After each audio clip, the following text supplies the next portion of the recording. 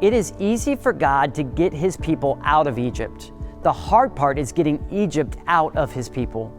By the time Israel reached Canaan, 12 spies were sent to scout out the land.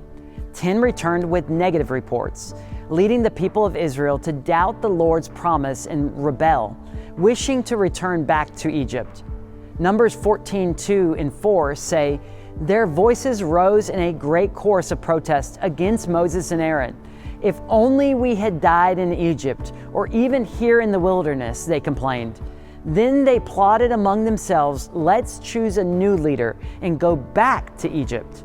God couldn't allow this rebellious generation to enter the promised land, but there was still hope.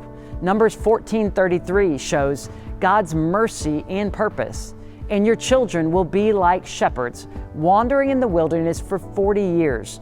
In this way they will pay for your faithlessness until the last of you lies dead in the wilderness."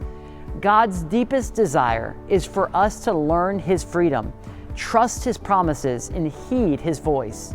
He makes the next generation shepherds, teaching them His ways through experience. The promise of Jesus is that we are no longer bound to slavery in Egypt.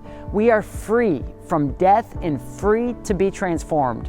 God has taken us out of Egypt. Now He is removing Egypt from us. When generations choose to turn to Egypt and idols, they wander.